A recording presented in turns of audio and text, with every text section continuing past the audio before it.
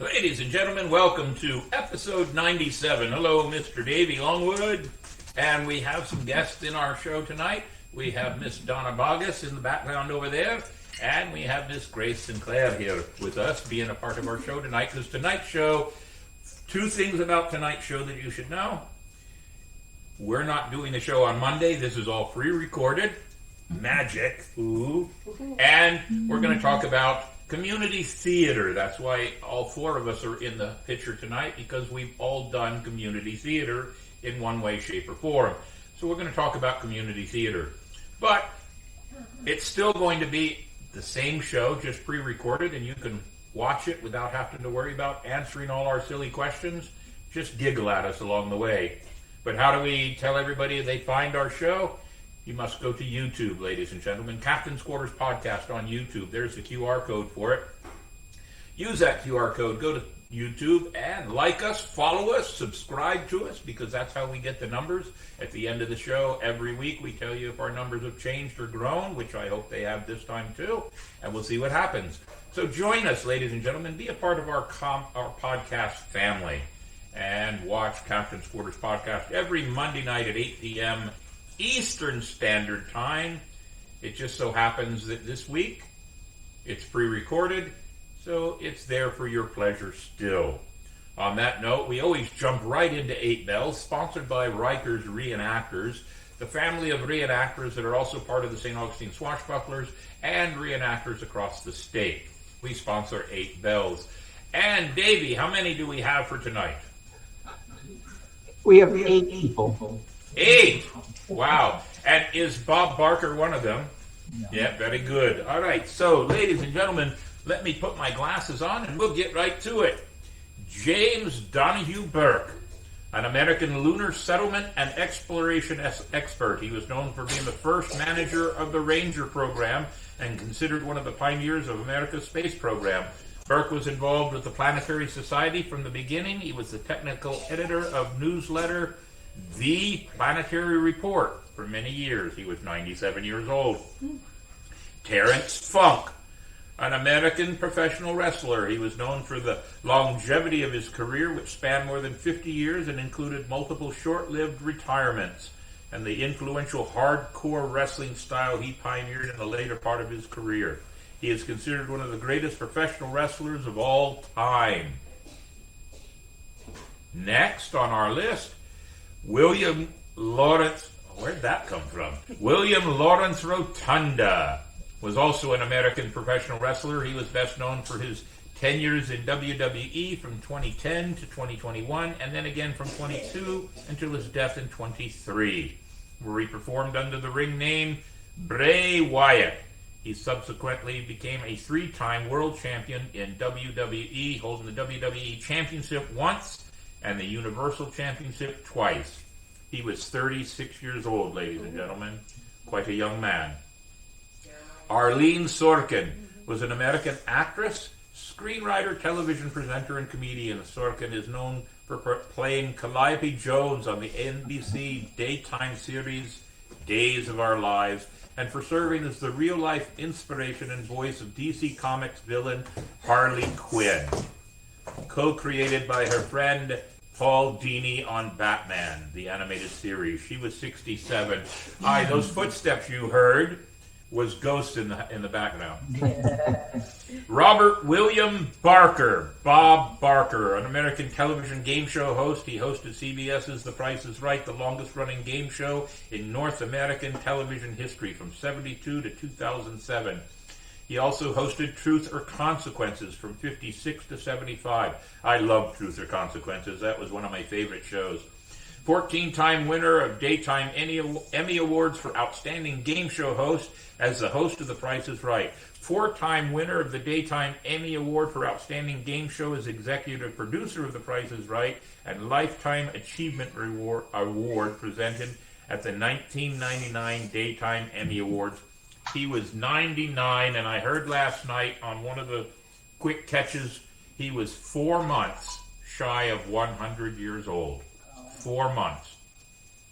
Bernard John Marsden, an English rock and blues guitarist. He is primarily known for his work with Whitesnake, having written or co-written with David Coverdale many of the group's hit songs such as Fool for Your Lovin', Walking in the Shadow of the Blues, She's a Woman, Love Hunter, Trouble, Child of Babylon, Rough and Ready, and the multi-million selling chart topper, Here I Go Again. He was 72 years old. Robert C. Feldman, an American songwriter and record producer, best known for his work in the 1960s with fellow writers Jerry Goldstein and Richard Gotahera, including My Boyfriend's Back, I Want Candy, and Sorrow. He was 83. And David Arnold Jacobs, an American television writer, producer, and director. He was most well known as the creator of the CBS primetime series Dallas, Knots Landing, and Paradise. He was 84 years old. That is 8. Very good. And we raise our glass, a toast to the fans, the loved ones, and our honor. Aye. 8 bells, Davey.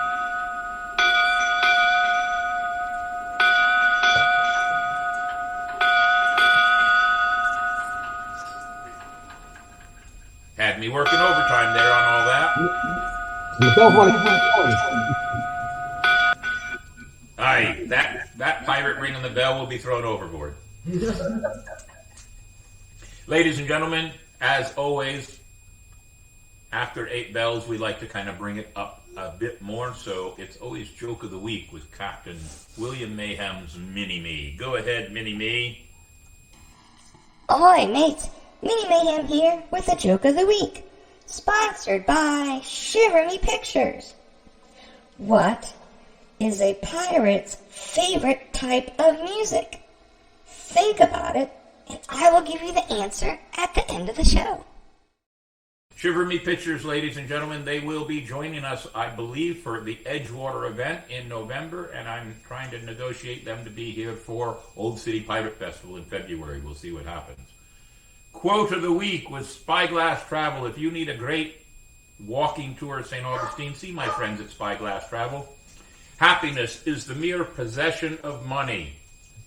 Wait a minute. Let me rephrase that. No. Happiness is not. Wait a minute. Let's do this. Let's put Captain Mayhem's glasses on so we can see a little better. Happiness is not in the mere possession of money. It lies in the joy of achievement, in the thrill of creative effort. Franklin Delano Roosevelt. That's a really good quote. I like that one.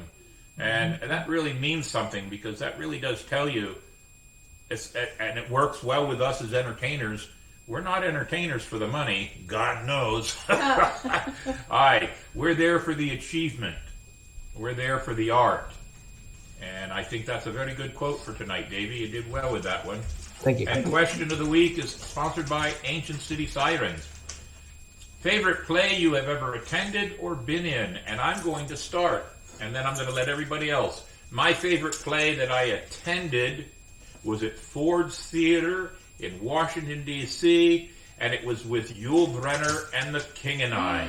I had always hugely been a fan of Yul Brynner, and the King and I was wonderful, and I got a chance to go see it at the theater, and it was just exciting to me. So, let's ask Donna first. What's your favorite play that you might have attended? We'll worry about being in later. I think one of my favorite ones that I saw was at the Alhambra in Jacksonville, and they were doing Little Shop of Horrors, which happens to be my favorite musical, and it was delightful. I mean, it was just great. Loved it. Now, did they have any of the original celebrities in it, or was it all locals? I did not know that, and this has been years ago. Yeah. But they were fantastic. But no, they didn't. I know they did not have the male and female. Or the Super definitely was not. Yeah, Little Shop of Horrors. That's a good one. I like that one. That's a really good Little one. Shop of Horrors. Yeah. What about and the Grace? plant? The plant would get bigger and bigger, and he had a fantastic singing voice. Yeah, very good. We have some people wanting us to try to duplicate that plant for our spooktacular this year. Oh, really? Yes. Go lay down. Not me, the dog. The dog, yes. So, Grace, what is your favorite play that you have attended? For attending, actually, I too. Jesus Christ Superstar. I did see it with Ted Neely, the guy who did it in the movie. I saw him twice, once in Philadelphia and once in Jacksonville. So in Jacksonville, when he was playing Jesus, he was 73 years old. Oh my God. Wow. Yeah. And it's actually, I think it's like the 50th reunion this year, and he's been going around to different theaters around the country doing the show and going to the movie with everybody. You know what I really liked about Jesus Christ Superstar, because it came out in the 70s, right? 1970. So what I really liked about it, I thought the music was fantastic. The storyline we all knew, but to put the storyline of the life of Christ to music like that, and in our household, we were raised on country western, and I had to sneak the cassette tape in to listen to it in the evenings when Dad wasn't around. Yeah, but it was well worth it, and it's great. That's a classic too. Davey, what's yours that you have attended? In Boston, it was Godspell, and I got another one. In the early 70s, though. I was just a kid, but that was the first time I've ever experienced. Yeah. So Jesus Christ Superstar actually probably spawned Godspell, the way I understood it. And of course, I was just a teenager back then, a young teenager. Right. So I know my Miss Cece is sitting on the couch over there, but I believe her favorite. This will see if I get myself in trouble with my own wife. What? I believe that her favorite is Dracula. She told me. What's that? Favorite musical. Your favorite play or musical? No, you're thinking of Phantom of the Phantom of the Opera. Oh, Damn. That's my second. All right, Phantom of the Opera. And there's been some great stars to play it. Even Robert Guillaume, I saw it with Robert Guillaume. who is a great actor, and he played it. So there you are. Those of you watching the recording, you've heard some of our favorites right there. We're going to talk more about community theater in just a few minutes. But first, let's talk about Crew Adventures on the Horizon. We've got so many that we're just going to limit it tonight. I want everybody to come out and see us at Ancient City Con, but there's a list of everything else that's going on all the way through to December 2nd. We'd love for you to come out. That is a list that is inclusive of Ancient City Sirens, Captain's Quarters Podcast, St. Augustine Swashbucklers, and the Seawolf Privateers. All of their events for all of us together, because we try to support each other with their events. Come out and see us. Look that list over and see what you've got. We have a special Talk Like a Pirate podcast coming up. And on September 19th, which is actually Talk Like a Pirate Day, there is a special boat ride for pirates out on the Matanzas Bay. We'll tell you more about it as it gets closer. But do come out and see us at Ancient City Con. If you haven't looked at the website, go to Ancient City Con website and see all the stars and celebrities that will be out there. Captain Mayhem will be out there with our own table, sharing the space with Ancient City Sirens. We'll be in the lobby, so we get to catch everybody as they come and go. It's a perfect opportunity for us to do some fun things with some pre-recorded spots for our podcast. So come out and see us and enjoy that list right there. I think we'll just move right into our guest, which we've already introduced. And we're all here because tonight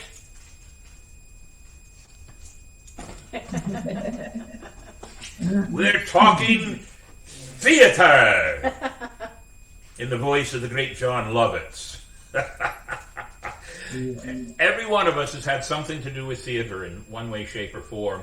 And one of the reasons that the show format last week was a bit late starting and then rushed around because sound didn't work right, and one of the other reasons that we are doing it this way for tomorrow night is that our own Miss Donna Boggess and Davey Longwood both have parts in the Limelight production of The Music Man, which, if I were to list my I'll say top 10. Top 10 plays, The Music Man would be in that top 10. Absolutely. Because when I played in the band, I played the trombone, and 76 trombones was always a big thing for me. I loved it. So Music Man would be in the top. But you guys are preparing to be in The Music Man. So Donna, what part are you playing? Well, I'm Mrs. Clare, who's married to one of the barbershop quartet people, and all four of them are on the school board, and on the school board, and then they get together and start singing because of Harold Hill's shenanigans and persuasion to do so, to try to get the town, to buy all the Come over here and get the dog. instruments, costumes. Here. Sorry, the dog is thinking that I guess it wasn't a smart plan on our part to have a little pizza before we started the show. Oh, I know Mr. Lamb. So his nose has got him everywhere. Max is trying to fight myself. So my apologies, Donna. Go ahead and continue on now. No. So Okay. you have a lot of experience doing theater. I have, since the age of 14, Catalina, Catalina's back in the day, was the 8th and 9th grade center. And I was lucky to be in the journalism drama class with Mary Lou Beverly, God rest her soul. My mother had taught her when she was in the 5th grade, so it was fantastic. She put me in as assistant queen for Snow White, and I got hooked. And the really cool thing about doing this music at this time, back in 1988, on the amphitheater stage, the way it used to look, well, I know we'll get into that later, and we have some pictures of how the stage was. I actually played the female lead. I was married a librarian. So this time, obviously, I cannot play that anymore. That's okay. But I will tell you, it dawned on me a few nights ago at rehearsal that it feels like a completely different thing this time, because when I was married, I did not get in Wells Fargo wagon 76 on both. Even the very opening number with everybody singing. There I am with the barbershop quartet. Hey, before you go any further, Donna, before you go any further, can you pull your chair closer to the desk? I can. Because I do believe that being a little further away from the microphone is distorting your voice a bit. Oh, okay. Is that better? So, yes, I think it's better now. Okay. Yes. Good. So it just feels like a different show now to me, because as playing the part of Marion, I didn't get to be in any of those big numbers. And so it's a lot of work. It seems like a lot more work, but it's just that I'm a lot older. Well, So- and you have a marvelous singing voice, so because we've heard you sing on other things too. And you were in Oklahoma And Eller in Oklahoma, yeah.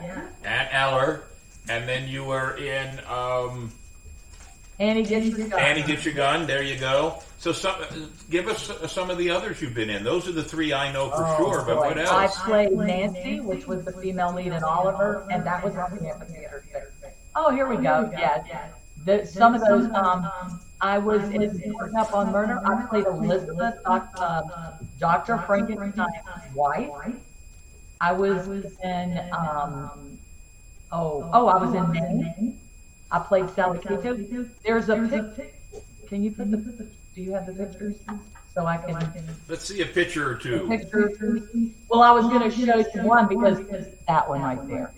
Because I know Bill would like that one. All right, Bill, what show do you think that is? I'm gonna ask you now. Beauty and the Beast? No. Who is that guy? Oh, wait. Who's that guy? Is that Is he Wizard a of Oz? magician? What? Is he a magician? Is that a wizard? That's Merlin. Oh, I played the Lady of the Lake Menu, and I sang to him to lull him into a sleep like for 1,000 years or so. So that was Camelot. I played that part, and then I played a townsperson in Canada. Well, that's a completely different Merlin that I've ever actually seen. That looked more like Dumbledore from Harry Potter. I said, I've got to put that picture in because Bill will appreciate that. And they had fog coming out, and I was thinking, okay, am I going to sing with the fog? That should, I don't know if my vocal cords are like that. It was okay. And that was not on the amphitheater stage. And then it ended up some other one. Okay, this is a great shot. I was playing Veronica, who wipes his brow. And believe it or not, this was done at the fort, at our fort. We got permission 3 years in a row. 400 people could come in, and we had it packed every night. They sat in their own chairs that they brought in. It was all done by torchlight. That's on the steps going up. And it was just magnificent. It was magnificent. And so what play was that then? Was that The Passion of the Christ? It was called This Do and Remember of Me. And a gentleman had written, kind of done his own, I mean, of course, based on the gospel. And I don't know, I still to this day do not know how we had permission to do that. I know we couldn't charge money, but on the way out, we had buckets of gold lined the bridge. So how many years did you do that? What a thrill to work inside the fort. Oh my gosh. The people would come out of there and tears would be, I mean, they were so moved because it was so beautiful. We did that for 3 years in a row. This was in, like, I want to say 83, 84, somewhere around there. Yeah. Very nice. And it just was beautiful. We had the whole scene up the top with the, down below, we had up top on we had Pontius Pilate scenes. It was magnificent, and it was just wonderful. I'm so glad I got to do that. So by the programs. I wanted to. Nonsense. I played with Mary Greenberg. And these were publicity shots. Yeah. Now that play could very well be a very bad habit to be in. Oh no! Right. Where's my rim shot? The penitentiary. You're gonna go to the penitentiary. Where's the one? Oh, this one. Yeah. Oh, that was me. I know that's blurry. That was on the amphitheater stage. I'm in a red dress. That's when I played Nancy and Oliver. The wonderful to the right of me is George Altenbach, he's passed, but he was fantastic. He was so good as Fagin. Gene Rayner took this publicity shot. This was in the newspaper. How Gene Rayner got a picture with no cars coming across the lines. She couldn't do it nowadays, I don't think. No, probably not. No. And we actually had a little girl. She was a little girl who played Oliver, but it came across beautifully on the amphitheater stage. And of course, Mark Simmons is one of the best actors I've ever known. He doesn't live here anymore, unfortunately. Oh, and then this one, you'll like this. Just wait a minute. Oh, wait a minute. Oh, okay. Guess what show that is, y'all? Guess what show that is? A funny thing happened on the way to the You got it. Is it really? I would have thought that was a publicity shot for a WWE wrestling spot. I know. I was Gymnasium. That's who I played. Well, and the only line then that we got was That's all I remember saying. I got to crack that whip across the stage all the time. Exactly. That's all you. But that costume, I said, all right, guys, my parents are coming tonight. If you hear two bodies just fall out of their chairs, don't worry, those are my parents. We're going to have a party like that. And yes, that is my hair. So, what year was that? That was 92, I want to say. So 31 years ago. Isn't that crazy? Isn't that wow? Crazy? Yeah. I know. God, okay. What show was this? What do you think? What show? Who's staring at a portrait and falls in love with the portrait? Well, that would have been the only one I can think of is From the Dorian Gray. 40s. But what's From that? the 40s. From the 40s. My father loved this. You got me. Go ahead. Laura, and I played the title. Very And good. the really cool thing is, I thought, well, she was only, I think, 17. She was an art student. We never even met. Her grandmother's husband was directing it. They just gave her a picture of me, and she painted that portrait. Do you still have that picture? Yes, I do. You should. Good. But Very David won't let me cool. put it up because it scares me. No. Put it by his side of the bed. No, he starts crying because he goes, okay, you no. I know, it makes me cry. So, according to the programs that you have up there, Davey, put that program picture back up with all the programs. Were you in every one of them? And if my numbers in mathematics is right, He put those for himself. Those are yours. Oh, those are mine? those are yours. I was.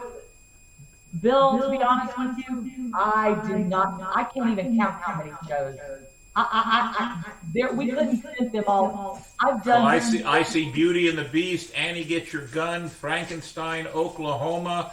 Yeah, I see Oliver, Murder at the Vicarage. That was my first one with Little Theater. All of those are classics. Yeah. And there are a whole lot more that we couldn't fit in. So we try very hard, and I'm only going to make a small comment here, and we don't have to dig too far into it, but we always try very hard not to be too political in our show. But some of these plays now, there are things in those plays that people, and I'm going to use this as a segue. There are things in some of these plays that nowadays people are offended by. And these are classics. These are classic plays, like classic books, and people are offended by them. And I'm using this to segue into Davey, because the first time I got to see Davey on stage was when he played the Indian Sitting Bull. Now, some people would prefer for me to say indigenous person. But you know what? Sitting Bull was an American Indian, an American warrior. And there he is playing Sitting Bull. And that's Andrew Nance and Bert. Bert works at the Colonial Quarter. And Andy Nance, everybody wants to work with Andy because he's got such a great voice. And he's been on our show before, too. But there's Davey playing Sitting Bull. And let me tell you something. That character of Sitting Bull and Davey Longwood on the show is about the same. There's not a far stretch for that character whatsoever. But there it is there. And it was, but not to get too deep in it, but there were some people that were offended and left the show, right? Yeah, right. I find that disrespectful to classics. I find it disrespectful to the characters and actors on the stage, and I just find it ironically silly that people don't understand we cannot judge our actions today, or we can't judge our actions 20, 30 years ago based on things that we believe today. It's just that's like saying we can go back and change everything, and we can't. We have to learn from everything. But it's happening in plays, in books, in music, in the art world. I have so many friends that are comedians that are they're touchy about which stages they want to play. Some of the biggest names in comedy, like Seinfeld, will no longer do college stages anymore. So, I heard that. So, Davey, you played Sitting Bull, but you're going to be in The Music Man, and you're going to be one of the barbershop quartet, right? That's correct. Yeah, and you're the bass. How are you feeling about that? I've sung before and I've had leads and stuff, but I've never sung in a barbershop quartet. So it's a whole new thing. And I was kind of nervous, but lately once one quartet got together and we started practicing, we sound really good, so I'll be all right. Good. So if you can remind me in a little bit when we get to a couple of things that I did, I'm going to tell you something about something I did that I'm going to share with you so you have the same feelings. So, but tell us some of the other plays that you've been in. The Elephant Man, Annie Get Your Gun. Again, I should put my glasses on so I can see. I want to know what the Trick or Treat one is up there. I don't. That was good. Was that a Halloween play? Yes. We were both in that one. All right. So, but Davey, besides being an actor, you also have some experience in both the Swashbucklers and the Ancient City Sirens.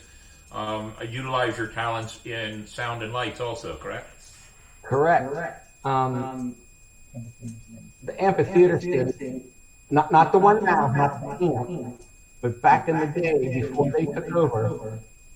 See the lights that are on top of the little roof there? Yep. Right there. And then there's also, I think you can see it better in here. See the towers? There's 2 towers on each side of that stage. And they were old wooden towers. And you had to climb up there. And then call out on a platform that was, in my opinion, woodworms that do, to step out there to set those lights for the main stage. So that was quite a different thing, because outside lighting is different than inside lighting. Yes, very much so. Having had to light magic shows, it's a difficult thing to do magic shows with the proper lights. That's for sure. So, what's one of your? Tell us one of the favorite characters you got to play, besides maybe Sitting Bull, or maybe what's this? Anything goes. I had the male lead, Billy Crocker, and I got to sing songs opposite of Donna. Yep, that's me. Did you tap dance? Yeah, that was me. Very good. When was that? What year was that? That was in 98. That's the year before Dad died. 98? Yeah, or it was 98 or 99. And was that on the amphitheater stage? No. Where was that one? The funny thing about the amphitheater, that's where David and I met. I was co-directing in the summer of '95. I was co-directing Tom Sawyer on the amphitheater stage. And the person I was co-directing with said, "Oh, I've got our stage name and lighting." And lighting. And I said, "Oh, okay." I was David. Well, very good. That's how we met. And the rest is. And so, what year was that? 1995. And the rest is history. Over the musicals, this was one of my favorite ones. I was in that too. Deadwood Dick. Deadwood Yep. Dick. Western Melodrama. Does he have long hair there? That was a wig, of course. No. And at the end of the show, or toward the end of the show, he goes, "You must stop, or I shall be I shall be forced to use bodily exhibition." And he went like this on the last night. And some lady was out there recording that, and she said, "If you slow it down, you can get buttons or just go pop, pop, pop, pop, pop." He just went boom like the whole. And the lady who was acting with us, she almost lost it. She almost lost it. I was not going to look at her because she started. I said, "Oh God, don't start laughing." And you know where we did that? Oh God, it was on a. It was. Remember, they just did the Night of Lights that night. They turned, and it was in the what house was it called? I don't know what the name of that. It's got the Z in it. The Fangio house. Yeah, and they had all these alcohol tasting things going on in town. These people were showing up drunk off their ass. Yes, I said ass. And then the outcome does. Oh my God, they were shouting stuff. And including a county commissioner. That's true. Because the judge in our play would say, "Considerably less than more or less." And that dude who was considerably more. He was out there. I said, "Oh my gosh." It was a crazy night. It was crazy. So your experience, all your experiences, or the majority of your experiences, the very larger portion of your experiences is working in theater here in the oldest city in the nation. Yeah. Some I had up north. Up north, okay. So Grace, who's with us here in the studio here, is part of the St. Augustine Swashbucklers, but she has experience also, but not in St. Augustine, but in New Jersey. Yeah, New Jersey. Which is another country. And it seems like it. But you did Brigadoon and Damn Yankees. That's two very famous ones right there. That was two out of many. Two out of many, but you also did Jesus Christ Superstar. Yeah, that was my first one. Your first one. What part did you play in Jesus Christ Superstar? It was just chorus. Just the chorus. Just all right, chorus. very good. There's really only one female role, and that was our cast. And so... Oh, this is Once Upon a Mattress. I was a wench. See, now that looks like a Merlin. That looks like a Merlin. She's the magician. So name some of the others. I've named three. Some of the others that you can think of. Let's see. Yankees, and Davey's got some pictures there. What is that one? That's Jesus Christ Superstar. That's Jesus Christ Superstar. I'm standing next to Pontius Pilate with the purple sash. Oh, okay. Yeah. All right. And this was, we did The Wizard of Oz several times. The one in the middle, the mayor of Munchkinland, in the blue hat and the pink vest there, that's my son. Aww. A lot of community theater is very community and family oriented, and my kids were in many of the shows I was in. Well, how about that? That's pretty cool. And look at that. Same show. I was Glinda, the Good Witch. You were of the North. Good Witch? Yeah. Well, there's some lines there, I'll tell you what. My goodness. Right. That picture kind of makes it look like Dorothy's carrying an extra passenger. No, it's just a dress. And what's that one? Guys and Dolls, Guys right? and Dolls, Guys yeah. and Dolls, 'cause that's the Salvation Army. Mm-hmm, I'm singing from the left. Very good. That's very cool. Guys and Dolls. Oh, That's I a love classic. that. Yeah, Guys and Dolls. Once Upon a Mattress again. And Once Upon a They're Mattress. I'm looking for pictures. They're all packed away. But I found some. Very cool. Those are great. Yeah. There's my son again being carried. That's in Brigadoon. When the big sword dance, they needed a kid to be carried and be part of it, and there he is. Understand he's now 36 years old. 36, yeah, he wouldn't be carried now, that's for No. sure. Oh. And this was That was one of the ones with the Salvation Army and all. Yeah. That was outside of it, and that's my son in the little suit. That was his first show. They needed a kid in a crossover, a New York crossover scene, and he was sitting at the rehearsal with me. I was a single mom. My kids went with me, and somebody yelled his name, and I said, "Yeah, put him on stage." And that's it. The kid's a natural. So there he is. There. Look at the big grin and the big smile. And who's the girl next My to daughter. That's your daughter. Mm-hmm. Oh, she had just had back surgery for scoliosis a couple weeks before that, and she was determined to still do the show, and she did. Yeah. Very cool. So that's 5 or 6 that you've named. So you've done at least a dozen. Donna's done a dozen. Davey's done a dozen. No, I've done more like 45. Or Really? Well, when I would teach, I would go work out afterwards, get a little vacation, and then I'd run. I would do 4 shows a year at the same time teaching. God knows only. I don't know how I did it. But I would do shows all the time. Well, community theater is important, though, especially emphasis on community.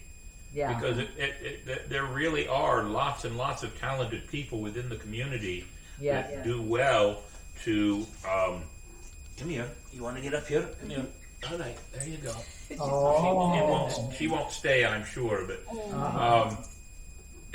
It's very important to be involved in community theater. So I'm going to... There's no picture for this one, but I'm going to tell you when the bug for drama first bit me. I was in the 7th grade. No, I'm sorry.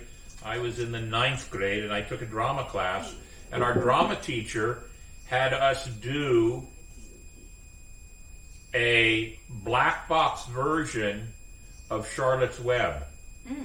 Okay. Meaning, if anybody doesn't know what that means, meaning that all of us were dressed in a black shirt, black pants, and we sat on stools, and we did our lines there. There was no motion acting or anything. It was just us reading the lines, and we were all just nondescript. And I was the rat.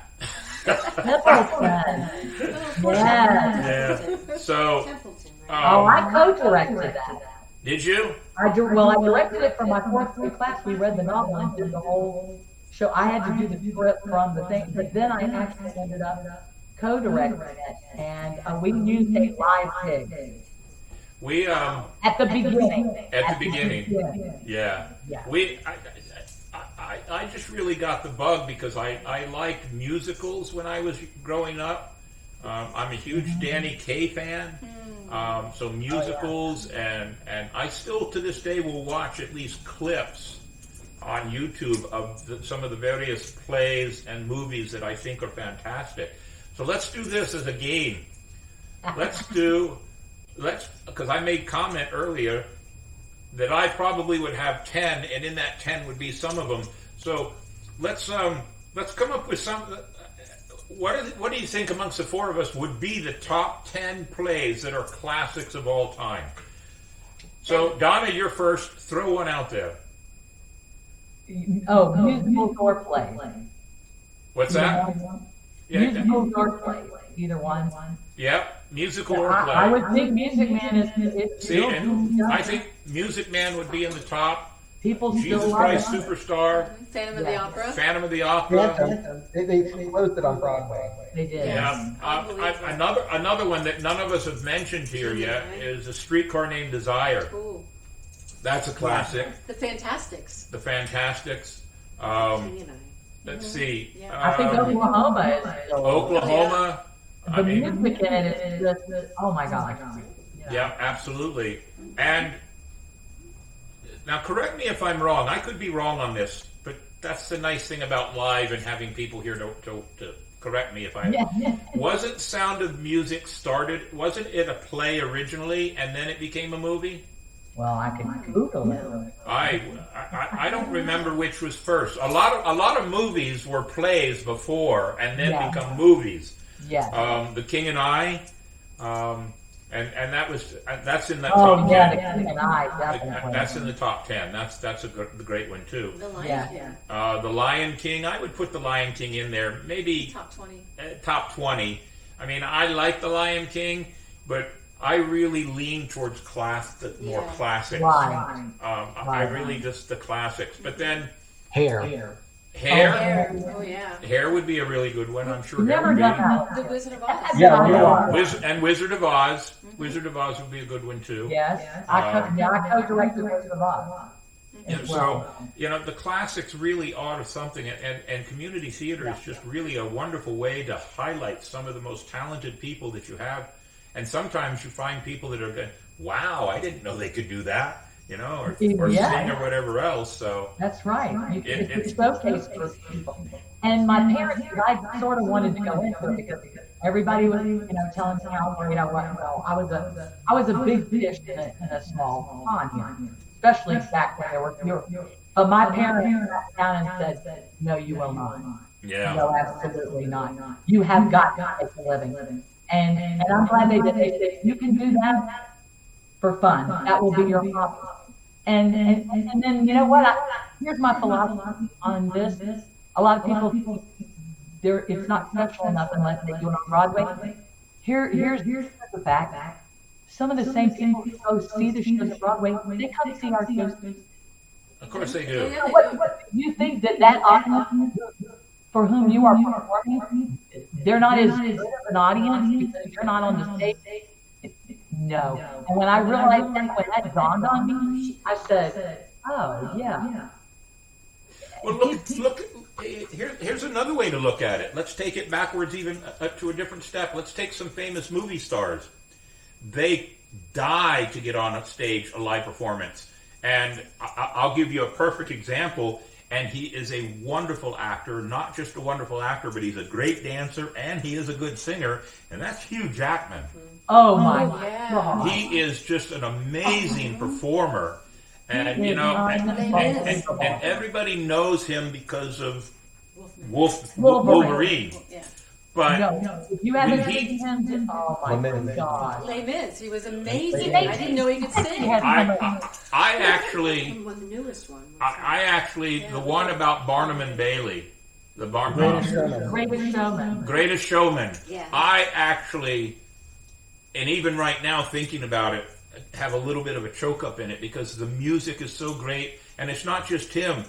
All of these performers I know. It was a wonderful, wonderful, and being a magician, I also have this side interest that I've loved and kept up with the history of circuses, which has really disappointed me over the last 10, 15 years because circuses have died out. They're dying out, and it's because people.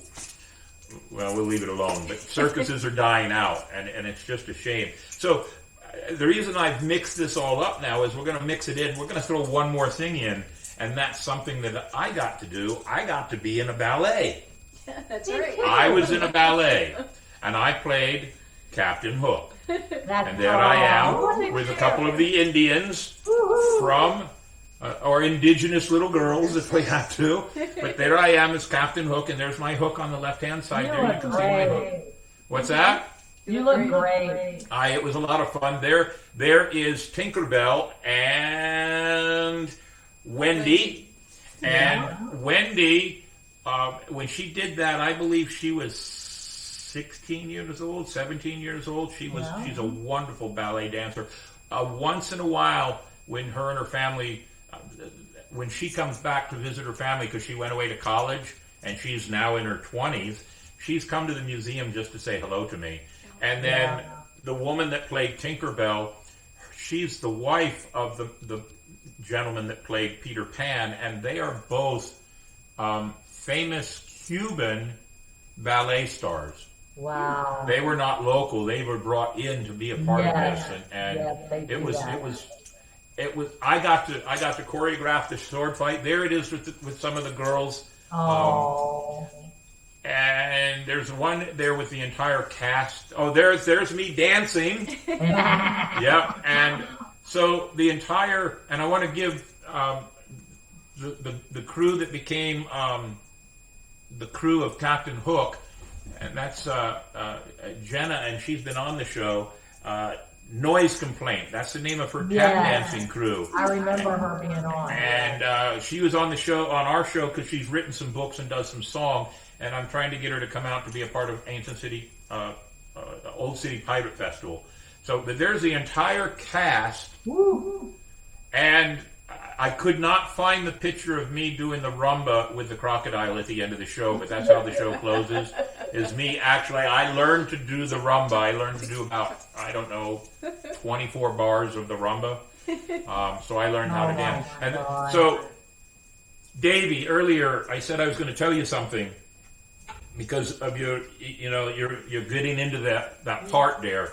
So with as a part of a quartet. After I did Captain Hook 2 years, and after the first year, Pat Croce came to me and asked me why I would do something like that, and I said, well, I told Pat, you've written a motivational book, and part of your motivational book is that you have to take chances and do things, and I said I did exactly that. I was very uneasy about it. It was different. I didn't have to do ballet dancing, and I didn't have to really do a whole lot of real verbal acting. It was all, which is even tougher at times, it was all pantomime and face and gestures. So it wasn't that easy. But I took a chance, and it was a lot of fun. And probably the best part, besides the memories, is that all the children that were in those 2 years, a huge portion of those children, I see them all the time, and they now have almost all of them grown up, and they'll come in, I'll get hugs, and it was wonderful because I was one of only 6 adults in the whole production. Everybody else was children. Yeah. And it was a wonderful thing to do. Yeah. And then when the Colonial Oak opened, or the Colonial Quarter, hiccup, we ended up doing a play called The Pick a Lot of Players. And there is me playing, I was the drunk magician, not a far stretch. There's Andy Nance right there. That's funny. There's Andrew. He's played the soldier. He used to be a pirate at the Pirate Museum. And for the love of God, I can't remember the young lady's name sitting there. Mm-hmm. Oh, she was such a great voice and such a great actor. But the Pick a Lot of Players was a lot of fun. I think we did about 36 shows. Wow. And it was a lot of fun. And there's me. Oh, speaking of that, I still have the hat. And there I am with the wizard's hat right there. There it is, minus the feathers. Minus the feathers. But I did magic in the show. I actually did some performances, some illusions, and had some fun. And it was a lot of fun. And there's the entire cast right there. Wow. And Diego down in the front. He's now great. Sailing around on period correct sailing ships around the world. Andrew over there in the soldier's outfit is now in the United States Navy. I'm very proud of him. Wow. Andy Nance, he's still around here. You can find him doing all kinds of things. The pretty blonde, she used to be she's part of the family that is part of the Schooner Freedom. Mm-hmm. And she now lives in Italy. And then she has a travel what's show. That? She has a travel show. She has a travel show, she does. It's amazing. And then in the background, in the cowboy hat, is, gosh, I hate it when my memory goes bad. He worked at the Pirate Museum also, and him and I put together, he did a lot of the writing for the show, but we sat one night and worked out some of the tougher points of the script for this entire show. So I got to learn how to write a script too. It was a lot of fun. It was a fun show. And Davey, I'd never ever been in a play where I had to memorize lines ever in my entire life. And I was scared to death of doing this. And I learned a few things, but I had good coaching from Andy Nance. And Andy was very. You can't say enough about Andy. He's a talent. He's a great voice. He's written so many good books, and he's a great actor. And he was very supportive. And so, if it wasn't for him, I might not have done the show. I might have tried to tell them, look, I'll just be the technical director for the magic. You find somebody else. But the one there in the cowboy hat that wrote the show, he thought that the one part that was the most funniest part of the whole show was that for the first 20 minutes of the show, I'm laying in a bundle of clothes, snoring drunk for the first 20 minutes of the show, on stage in full view of everybody. That was the toughest part of the show, was just to lay there. It was, but for the first 20 minutes of the show. So, Davey, we grab some of these things and we do them, and then once we've done them, we're proud. We're even more proud that we've done them. So you'll do fantastic as one of the barbershop singers. Well, I'm pushing myself just with, and it's not. I mean, I'm gonna call them performance. They're not even dance, but okay, they're part of the dance. Just remembering the timing and all, and it's music. The songs are so fast, and I want to pick a little late. You know, and it's pick a little, talk a little, pick a little, talk a little, cheap, talk a lot, pick a little more. And you've got to sing that for, I don't know how many lines. And you're having, but I'm getting, you know, I'm like, and it's just, you know, and remembering the dance when they come, you know, it's the simplest thing when you see it, you're like, oh, that's nice. You don't understand it. Yeah, it's a wild. It can be. Especially at my age. Here's a question, because we have some friends in Vegas that are suffering and dealing with this. The music for the Music Man, is it all canned music now? They don't. Normally at Limelight, they do use an ensemble. Remember Kimberly Zelensky played for your Midsummer Night's Dream, right? That's right. Remember that? So normally you would have like a little ensemble. This is all horns and big instruments that are playing. They don't have the room. Right, that's true. And so we're having, that is scary when it's playing. I am not looking forward to that, because I haven't had to do that. I don't know that I've ever had to. See, we have friends that are musicians out in Vegas, and their livelihood is being completely choked out now. All the shows in Vegas have gone to canned music. I can remember when I moved to Vegas in the 80s that the Tropicana had a live orchestra. Siegfried and Roy's show at the Frontier was a live orchestra. And everybody, it's canned music now. And that's another reason why at least some of the community theaters are still using live musicians. We It's a normally great do. skill. We had live musicians. In Yeah. fact, I used to date the conductor. But they're, The orchestra. it's phasing its way out, and it's really a shame. Yeah. It's I- just they couldn't because there was no room for what they would need for this. True. We don't have room. I used to tell everybody as far as magic shows were concerned, but I've changed my thought a little bit. But as far as magic shows were concerned, because I've done big stage illusion shows, seeing a magic show live is the only way to see a magic show, because if you watch it on television, there's always that little bit in the back of your head that goes, yeah, that's a piece of camera trickery. That's something that they cut away and cut back with the camera. But seeing it live is real. But it's also the same with community theater. If you're sitting in the audience watching a performance, you get to see the whole stage. You get to see everybody there.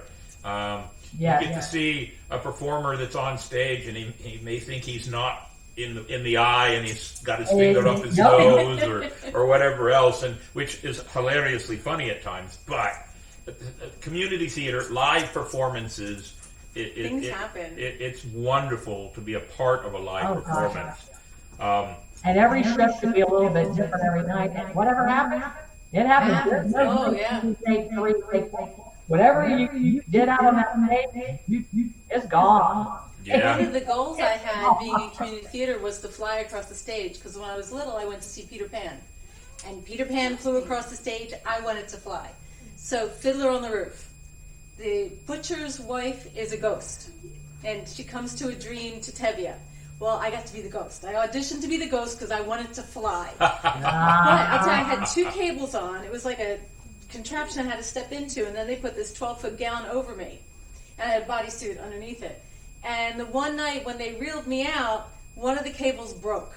And all of a sudden I went, whoa, and it hurt. It was the worst wedgie you could ever imagine. And I had to sing this song where I was screaming at Tevye anyway. That initial scream was real because it hurt. And then I got stuck. They couldn't bring me off stage. So it's like, what do you do? So they closed the curtains, pushed the bed out, because Tevye's in bed having a nightmare, pushed that in front of it, and they had 60 seconds to get me off the stage and get me out of this whole contraption. And they dropped you. No, one of the guys, the stage guys who created it, he was like 6'6". He just picked me up like this. He goes, "Is that better?" I'm like, "Ha." I didn't sit for a week. Yeah. So here's the other side of theater, though. Things happen. Magic shows and theater. A magician is just the guy that stands on the stage and makes motions and says abracadabra and whatever else, and none of it works without really good stage assistance. None of it works without great lights.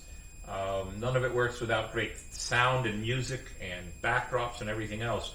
So everything in theater is the same. The backdrops make it, and you've co-produced shows, right? I co-directed. Co-directed, and Davey's worked on sound and light. I directed musicals when I was in 4th grade. I would direct the entire 4th grade in a musical. There was a different musical every year. Yeah. And it was. There'd be 100 to 126. And keeping them all corralled to do what you need Well, them now to do. that's when I leaned on my, the other teachers. They were, I couldn't have done that without the other teachers. But I would choreograph it, direct it, produce it, they did what all these good programs, and the parents would come and think, because it was at the end of the year. And the parents, I just love to watch the parents' faces, because they were expecting, one of those, they're like, oh, this is going to be nice, my kid's going to pick his nose. No. And then afterwards, the look, they were shocked. And what gave me the most satisfaction, and kids use it, because I'd have kids on those crying at the end going, I don't think I can do it. I said, baby, yes, come on, you can do it. I get it. Then I turned them into a model. Their parents would be crying because they're like, how did you get my kid to get up there? And now we stopped because he's probably afraid for home. And I would just have with delight, yes, because it gives them such confidence. When they have to do a speech or something later on to a high school, they can draw from that and go, I didn't think I could do that in 4th grade, but by God, I did. And I have confidence now. And they need to be in music, art. They need to be either the visual or the performing. The arts needs to what arts have been pulled away from schools needs to be put back because Well, it not hasn't only been does pulled it- here. what's that? I can honestly tell you, it's not been pulled here.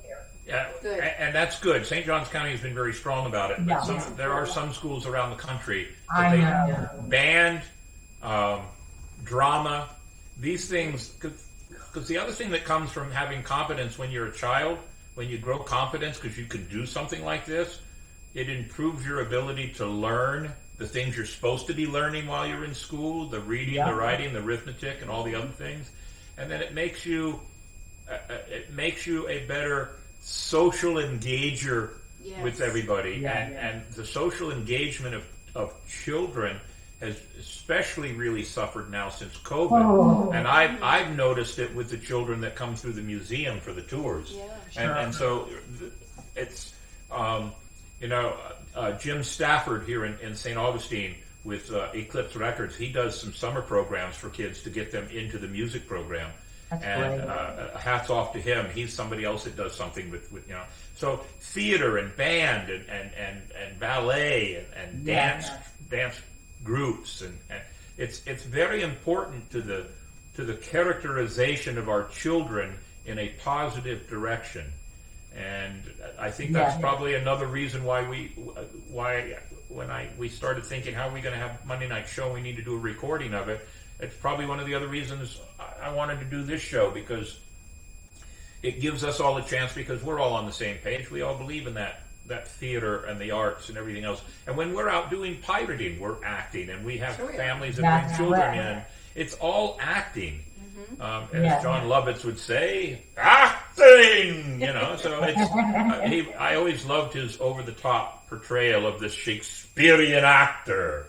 And it's just hilarious what he does. And some of the greatest actors on television are Shakespearean actors. John Picard, Jean-Luc Picard of Star Trek. That's wonderful. Or as Scrooge, which you never seen him do Scrooge. Yes, he was a great Scrooge. Oh my goodness. Yeah, absolutely. And he did it a lot on stage. I didn't realize. Yeah, he did it on stage often. He did that on stage. So when we talk about the support of the stage, not just the actors on the stage, while I lived in Arizona in the 80s, the mid 80s, I got to be the technical director for the Arizona Theater Company, which was a huge thing. And I was the technical director for Midsummer Night's Dream. I had to work on some magic for Puck and a couple of the others, and for Dracula. And I was in Dracula. I helped them build. In fact, we're going to put something like it in our Spooktacular, a vampire mirror. We had that. Yeah. We had that where you go like this and somebody would be behind it and just break it and the audience loved it. Yeah. I was one of the brides of Dracula. So remember in the play Dracula, the preacher is holding the cross and the cross busts out in flame. I built one of those too. Oh, we didn't have that. Yeah, we had one of those. So so I have that to my credit. So not just being on stage, but being a part of a stage production it's an exciting thing. Oh God. And I think all four of us, we have a touch of every bit of what it takes to put on a stage production. We've been on both sides of the curtain. You mentioned That's why bars. I made all the Audreys when we did it. Wow. Yeah. I made Audreys. Well, like the other night when we had our meeting and we were talking about Spooktacular, I almost said that I was like, nah, I won't say it now. It to me, that's not an event, it's a show. It is a It's show. a show. I'm at the box. That's okay. I like to do that for a change. Because I'm always on the stage and he's like, but all those people, the whole thing is a production. And if you think like you got to be there early, you got to be. That's called casting time. That's your casting. You got to be right there doing it. You got to show up for that, and you stay in character. You know, and you're not looking at your phone. You're not. No, you stay in character. You know, So it's, you have to look at it as a show. Hell Week before the show opens, when I was Glinda, every night during rehearsal, I was busy making the flowers for Munchkinland. So I'd sit up and go, oh yeah, and say my lines and go back to making flowers. And the night before, the director goes, I still need to see Glinda. I haven't seen her yet. You're just reciting lines. I said, I'm making Munchkinland. I'm busy. And the night the show opened, I was Glinda. Just like in the movie. I had the accent down, that Billy Burke, her accent and all. And it was after the show, like we go out in the audience and we talk to the kids and all, and I stayed Glinda because I'm still dressed like Glinda. Well, when we went backstage, the director comes to me, he grabs me, he goes, you are scary. I said, why? He goes, it's like you channeled Billy Burke and you became her. I never saw that in rehearsals. I said, I was busy working. And I'll give you an example. You didn't drop it. For me, almost 98% of everything I've ever done performance-wise has always been improvisation. That's fun. Or ad-lib. And that's tough, and a lot of people can't do it. No. And I think that's one of the reasons why it scares me. And Davey and I did some production work, some play work with the Seawolf Privateers, and then I got roped into helping them out with the second version. And the very first night of the 2-night performance, I literally was terrible. It was one of the biggest embarrassments of my performance because I could not remember my lines to save my life. There's and a when technique for it. I know, and by me messing my lines, it messed everybody else up. And I just kind of turned and gave everybody a wink, hoping they would understand. And then I just improv'd everything I could remember, and they followed along. But it still was embarrassing. Yeah. No, I understand. It was terrible. So Bill, you and I are the same age. I only in this show I only have. I mean, I'm singing and stuff, but I only have 2 lines, I think.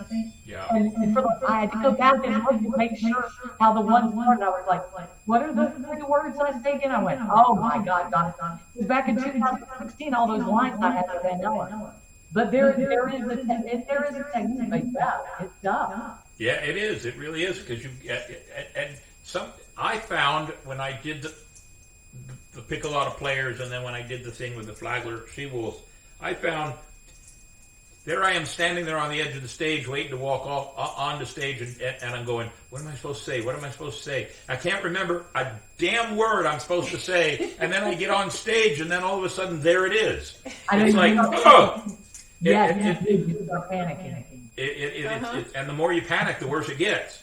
But Grace, have you had the kind of dream, or any of you answer this, whenever I have a theater dream that I'm supposed to do something, I can't see on backstage, I'm like, somebody give me a script that I can just see at the beginning. And I wake up in this cold sweat going, oh, thank God, because in my dream, that's my worst fear is to not know, I don't know any of my life. I don't know what I'm doing. I don't know what I'm doing. And I'm like, somebody's got to have a script. What is going on? What is going on? And then I wake up and I think, oh, please don't let me have that dream again. And it would go ahead. Well, it's going to say I did Showboat, and I was an Irish landlady because I was the only one who had the Irish accent, to do it. And I forgot my lines one night. I knew the basic gist of it, and I went with it. And I apologized to the director later on, but he was very smart. He goes, it's okay, you know your words, but it doesn't mean the person sitting in the audience knows your exact words. He goes, I didn't even catch it. Well, and that's what they don't know the script. That's what I tell people unless they play the part, no. Yes, they don't know. They have. It's the same with a magic trick. Same with a magic show. Unless they don't know what I'm going to do. They have no idea. That's what I tell my fourth graders. Don't let anybody. Don't go oops. And don't go. Right. Just stay in character and keep going. No one catches it. I've made tons of mistakes on stage with magic tricks before. Walk out to do a magic trick and realize that the prop's not been set properly, and now I can't do the trick at all. And what do? You bull your way through it and ad lib, and right there in front of the eyes of the audience, you're setting the trick up to do it. And and they have no idea, none whatsoever, so it doesn't really matter. And it happens on Broadway. We went to see a funny thing happen on the way to the Forum when my theater was doing the show at the same time. And there's like 3 houses on stage. One of the doors fell off one of the houses. And the rest of the scene, they kept moving the door. We were like, just take it backstage. I had cast and crew with me that we were doing it, and my crew was sitting there going, "Do you want us to get the door?" So it was amazing. And then it messed up all their lines. My actors were laughing because they're like, "They just messed up that line. This is Broadway." yeah, It happens. none of it's perfect. No.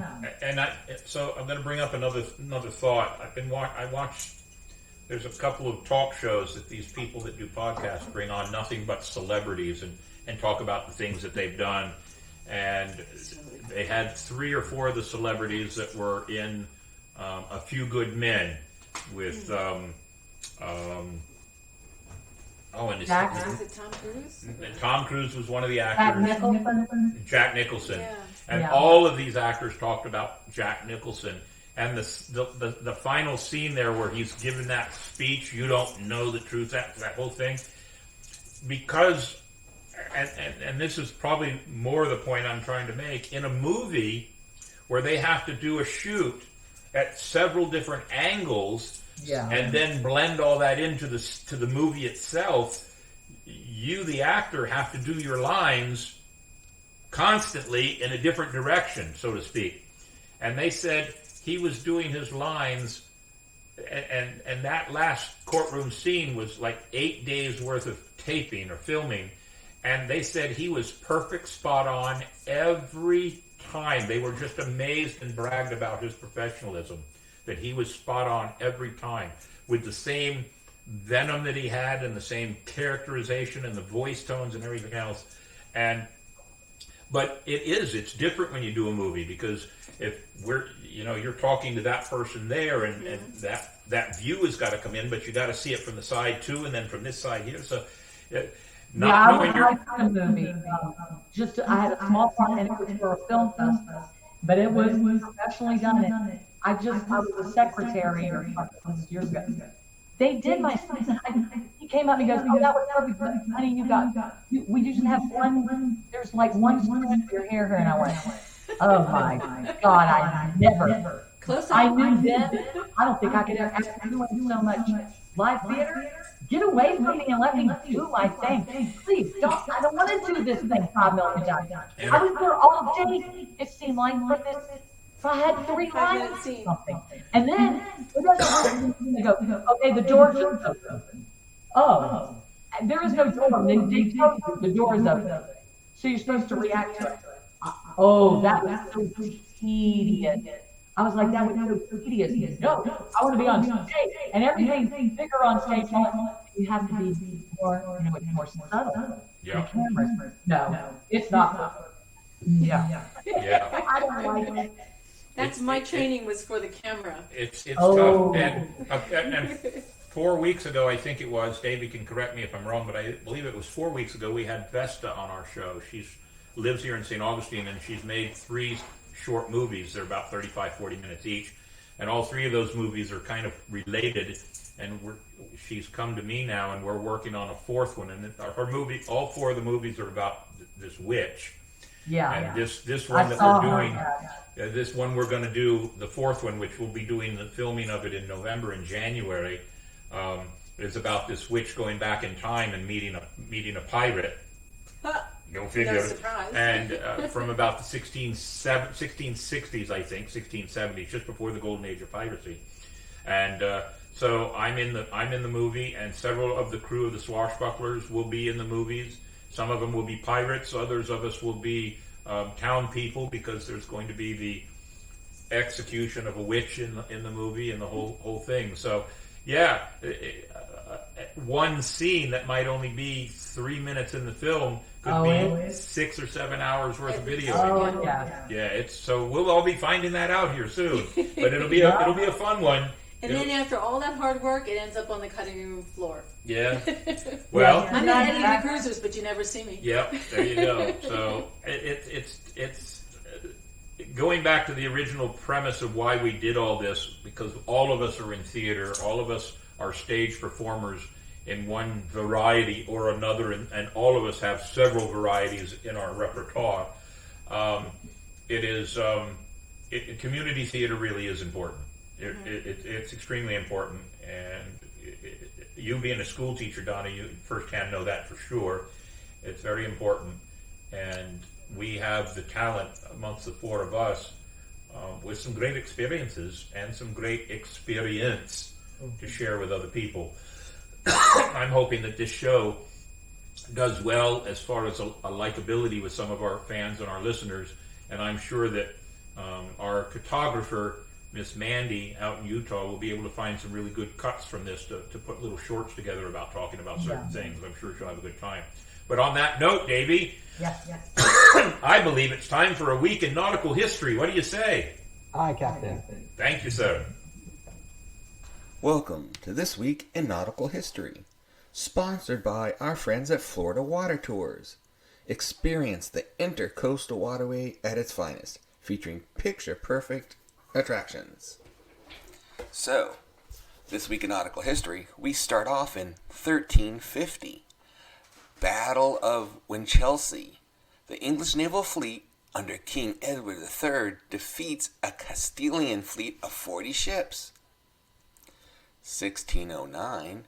English explorer Harry Hudson discovers and explores Delaware Bay. 1791. HMS Pandora sank after running aground on a reef the previous day, on a return from her search for the bounty and the mutineers who had taken her. 1792. British man-of-war HMS Royal George capsizes at Spithead, more than 800 killed. 1836. HMS Beagle anchors in Postage Praia, Cape Verde Islands. And in 1914, World War I, Battle of Helgoland Bight. British fleet decisively beats Germans, nearly 800 die and over 200 wounded. 1943, First Battle of Essex, New Yorktown, U.S. assault on Marcus Island. And finally, in 2019, climate change activist Greta Thunberg arrives in New York after sailing across the Atlantic in an emissions-free voyage. And that was This Week in Nautical History. Very good, Davey. Very good. Aye, and the HMS Bounty, that was a movie. That was a good one. You slipped that one in there. Very good. Now, normally we have mail call here, but during the summertime we don't have mail call, and school tours through the museum has been very, very, very, very, very slim. So we're just going to jump right into This Week in History, sponsored by our good friends at Dick's Wings. If you want a good hot dog, my goodness, they got 4 brand new foot-long hot dogs on their menu, and we've gone and had them a couple of times. In fact, it's so much that you probably can't eat it all in one sitting. Go ahead, Davey, give us This Week in History. Welcome to This Week in History, sponsored by our good friends at Dick's Wings Bar and Grill. Wings, salads, wraps, quesadillas, and more. No matter what your taste buds crave, they've got you covered. We start out in This Week in History in the year 1666. Great Fire of London begins at 2 a.m. and Pudding Lane, 80% of London is destroyed. 1777. Flag of the United States flown in battle for the first time at Couch's Bridge, Delaware, a skirmish during the American Revolutionary War. 1830. First American-built locomotive, Tom Thumb, races a horse-drawn car from Stockton and Stoke Stagecoach Company from Baltimore to Ellicott Mills. Let history record that due to mechanical problems, the horse won. 1833. Britain's Slavery Abolition Act gains royal assent. 1833. Britain's first Factory Act becomes law to regulate the labor of children and young persons in the mills and factories of the United Kingdom.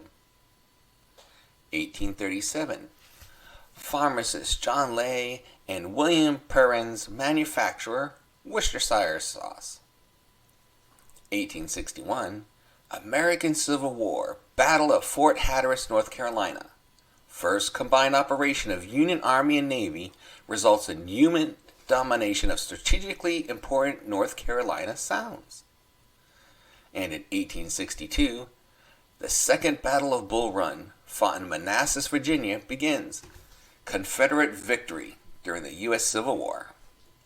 1890, President Benjamin Harrison signs the first U.S. law requiring inspection of meat products.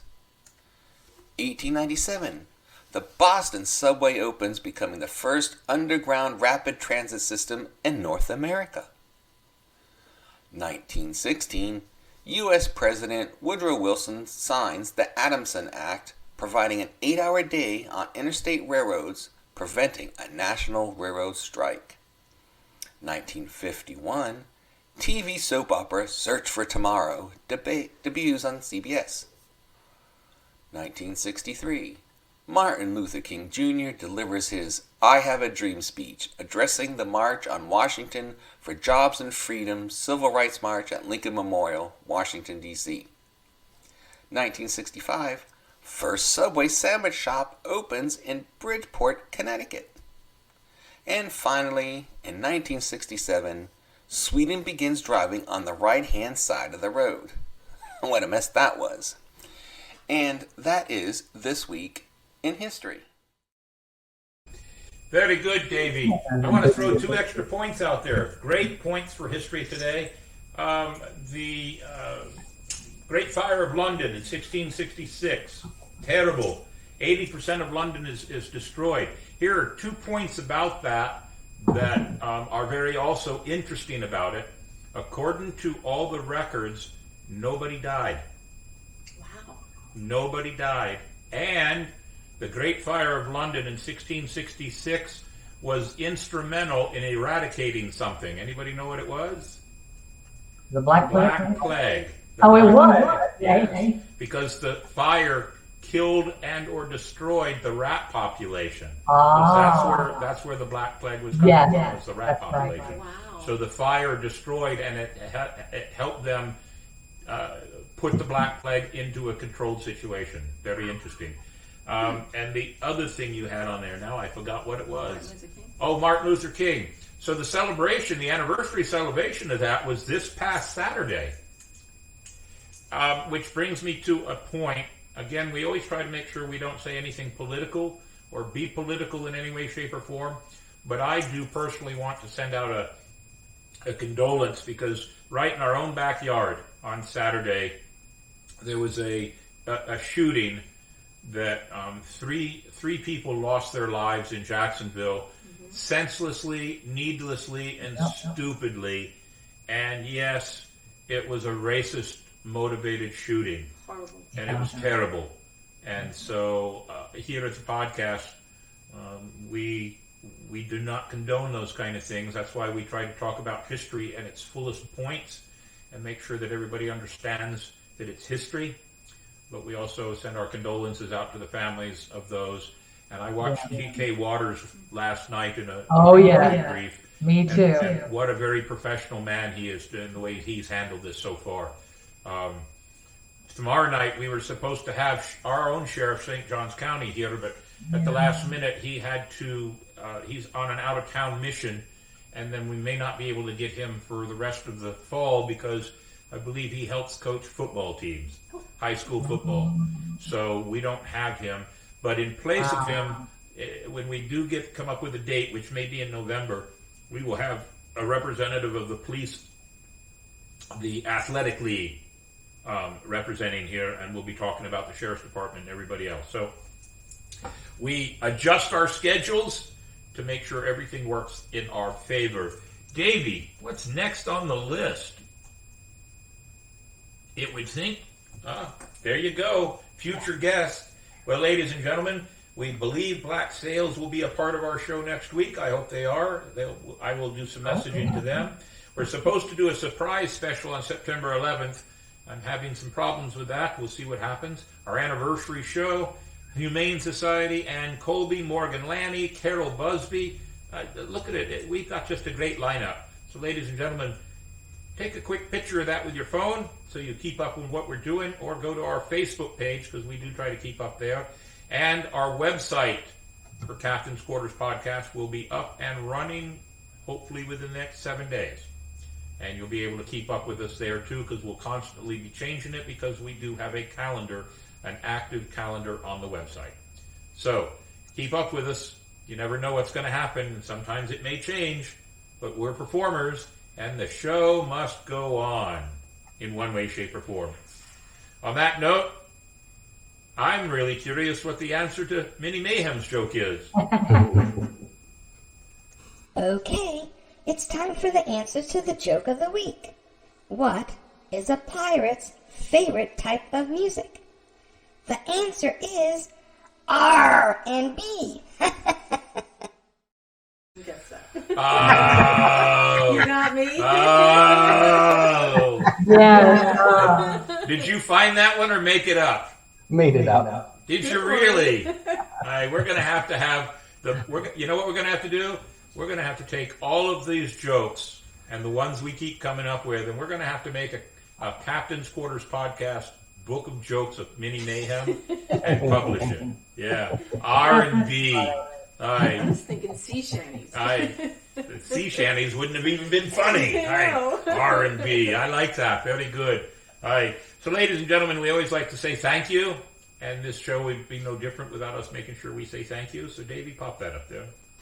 The Captain Quarters Podcast is indeed a ship sailing the seas of the world, always in search of history, knowledge, and adventure. It takes a crew to run a ship, so we'd like to take this opportunity to thank those who help keep the ship afloat. Our sponsors: St. Augustine Pirate and Treasure Museum, Dick's Wings Bar and Grill, Spyglass Travel, Ancient City Sirens, Rikers Reenactors, Paper and Strings, Shiver Me Pictures, and Florida Water Tours. The supporting cast and crew: Captain William Mayhem, Navigator Davey Longwood, Gunner Hellfire Henley, Cartographer Mandy Joe, Juan Cam, and of course our Powder Monkey. Helping others gives the crew purpose. The 4 major charities we support, with always room for more, are Inc., Investing in Kids, St. Johns County Fire Cadets, SAYS, St. Augustine Youth Services, and the Humane Society. You too can be part of the crew and support the show in many ways. Go to Patreon. Support us with a small monthly contribution as Powder Monkey or First Mate memberships. Go to YouTube. Hit the like and subscribe button to join our ranks and support the show. Or a single contribution which helps with other expenses of the show. Thank you. It does take a crew. Very good, Davey. Very, very good. Now, ladies and gentlemen, if you are interested in following our show, not just on YouTube, we have several other platforms that you can catch us on during the rest of the week. Spotify and Instagram, you can watch us. But if you're just driving around or have a long trip on the road and you want to listen to us, Stitcher, iHeart, CastBox, Apple Podcast, and Amazon Music. Now, I also have it on good authority. We're going to be bragging in the next week or two. We are upping our game a bit.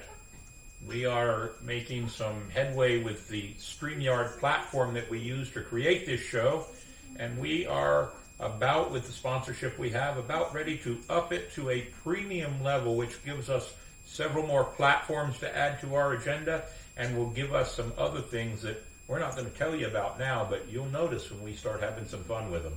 So, it's your help through those things that we do. And we have 1,401 subscribers.